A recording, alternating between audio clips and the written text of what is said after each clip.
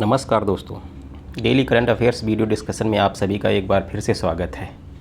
पहला प्रश्न स्टार्ट करते हैं। दंड प्रक्रिया शिनाख्त विधेयक जो संसद में पेश किया गया है उसमें अपराधियों का बायोमेट्रिक नमूना कितने वर्ष तक सुरक्षित रखने का प्रावधान किया गया है? उसका आंसर है 75 ईयर्स।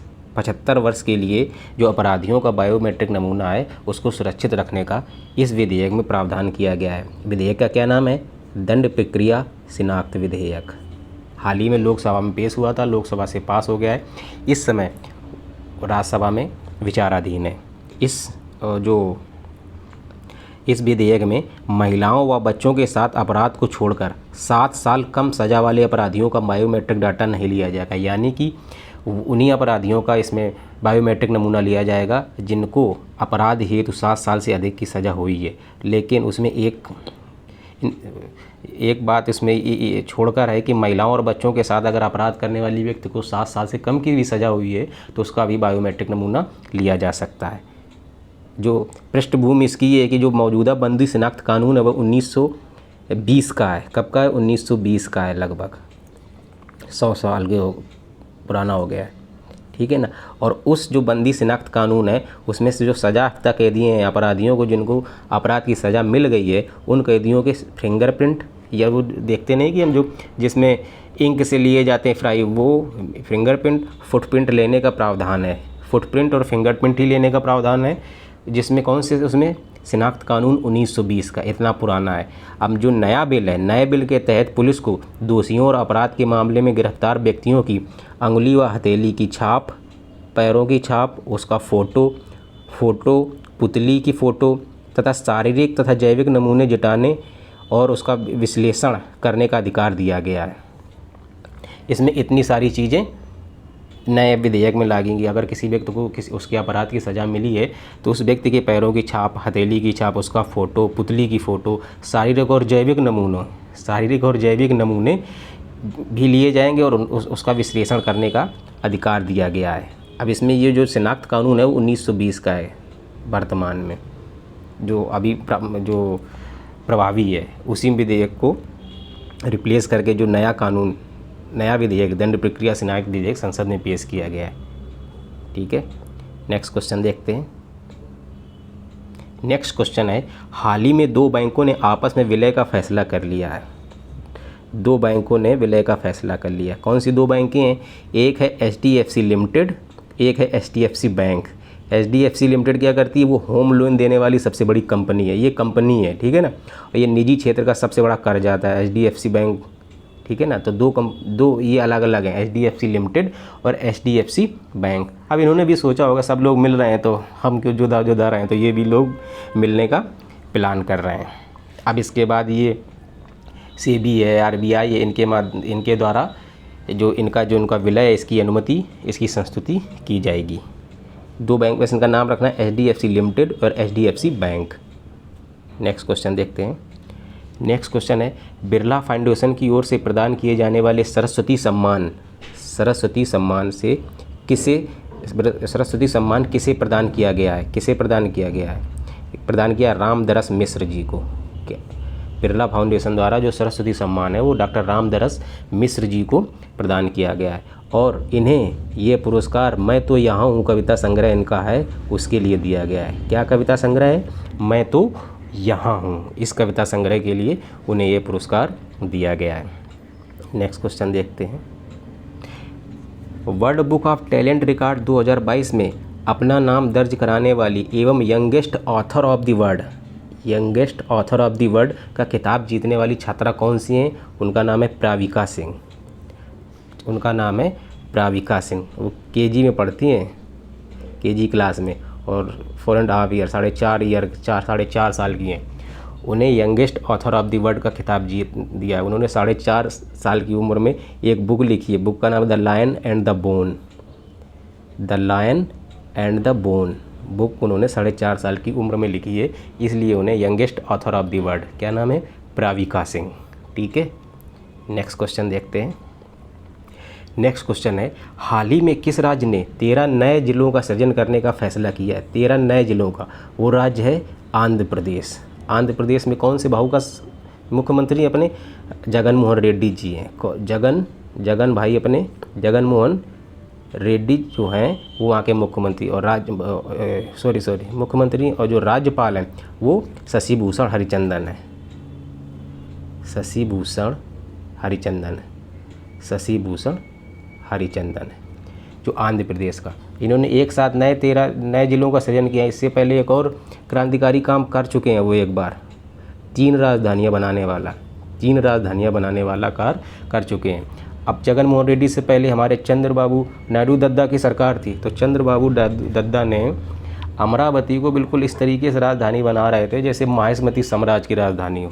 सत्ता परिवर्तन होता है, जगन भाऊ अपनी सत्ता में आते हैं, उनका नहीं, ऐसे थोड़ी होगा।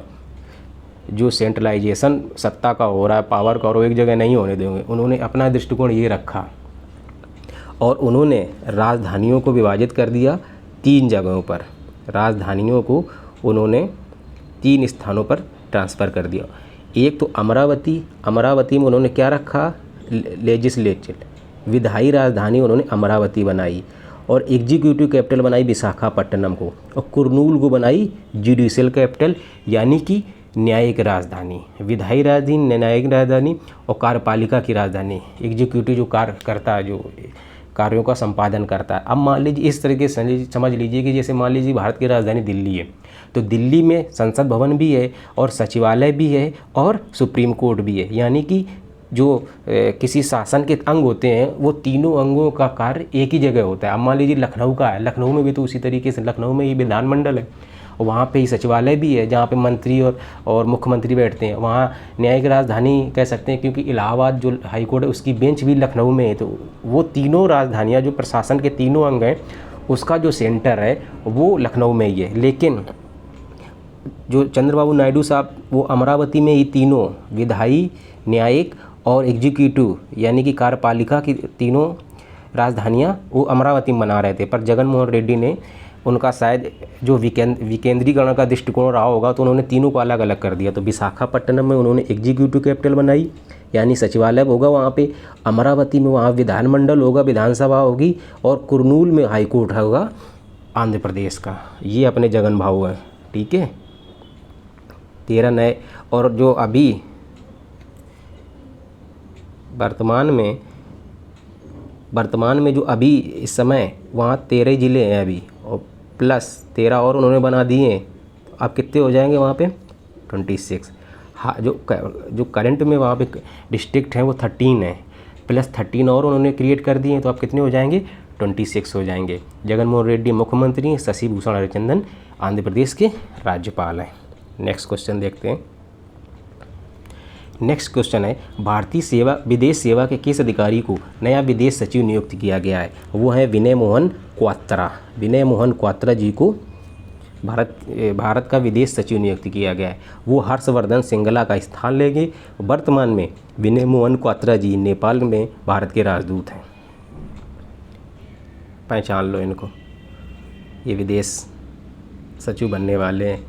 हर्षवर्धन श्रृंगला जी हैं इस अभी वर्तमान में। उनसे पहले एस जयशंकर जो हमारे वर्तमान में विदेश मंत्री हैं वो विदेश सचिव के पद पर कार्य कर चुके हैं। ये हैं विनय मोहन क्वात्रा जी, वर्तमान में नेपाल में भारत के राजदूत हैं। नेक्स्ट क्वेश्चन देखते हैं। नेक्स्ट क्वेश्चन है, अनुच्छेद 51 का संबंध भारत की संविधान के किस भाग से मौलिक कर्तव्यों से है। ये जो मौलिक कर्तव्य हैं वो मूल संविधान में नहीं जुड़े हुए थे। वो किस समिति की सिफारिश पर जोड़े गए हैं? स्वर्ण सिंह समिति की सिफारिश पर भारत के संविधान में मूल कर्तव्य जोड़े गए हैं। इस समिति की सिफारिश पर अनुच्छेद 51A, आर्टिकल 51A अनुच्छेद 51 का भारत के संविधान में जोड़ा गया है। उसके लिए भारत संविधान में 42वां संविधान संशोधन 42वां संविधान संशोधन 1976 को किया गया था और उसमें 10 मौलिक कर्तव्य जोड़े गए थे। कितने जोड़े गए थे? 10 मौलिक कर्तव्य। उसके बाद एक और संविधान संशोधन हुआ 86, कब हुआ वो? 2003 में। उससे एक और 11वां मौलिक कर्तव्य जोड़ा गया था। 11th मौलिक कर्तव्य जोड़ा गया था। हमको याद रखना है कि 42वां संविधान संशोधन और 86 संविधान संशोधन 1976 और 86 संविधान ये 2002 में 86वां संविधान संशोधन 2002 में, जो कि मौलिक कर्तव्यों से संबंधित है। मौलिक कर्तव्य एक अनुच्छेद 51 का में है, जो कि स्वर्ण सिंह समिति की सिफारिश पर भारतीय संविधान में जोड़ा गया था। ठीक है, नेक्स्ट क्वेश्चन देखते हैं। नेक्स्ट क्वेश्चन है, साइबर अपराध जांच एवं डिजिटल फॉरेंसिक विषय पर राष्ट्रीय सम्मेलन का आयोजन कहाँ किया गया है? ये किया गया है नई दिल्ली में, और ये सम्मेलन का दूसरा संस्करण था, सेकंड संस्करण था। जो सीबीआई के जो निदेशक है सुबोध कुमार जायसवाल जी, इन्होंने इस सम्मेलन में शामिल हुए थे। नेक्स्ट क्वेश्चन देखते हैं। वित्त वर्ष 2021-22 में चीनी के शीर्ष उत्पादक राज्य कौन है? चीनी का शीर्ष उत्पादक राज्य पहला है महाराष्ट्र, दूसरे नंबर पर उत्तर प्रदेश अपना, तीसरे नंबर पे कर्नाटक है। जो महाराष्ट्र में जो वित्त वर्ष 2021-22 में लगभग 1.19 करोड़ टन का चीनी का उत्पादन हुआ था। 1.1 करोड़ टन चीनी का उत्पादन हुआ था। इसी समय अवधि में उत्तर प्रदेश में 87.50 लाख टन का, और इसी समय अवधि में इसी कार्यकाल में इसी वित्त वर्ष में कर्नाटक में 57.65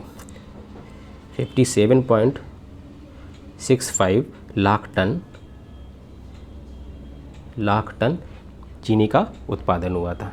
ठीक है, शीर्ष उत्पादक राज्य याद रखना, पहले नंबर पे महाराष्ट्र है, दूसरे नंबर पे उत्तर प्रदेश है, और तीसरे नंबर पे कर्नाटक है। ठीक है, नेक्स्ट क्वेश्चन देखते हैं। हाँ, थल सेना अध्यक्ष मनोज मुकुंद नरवाने ने क्रांजी युद्ध स्मारक, क्रांजी है ये,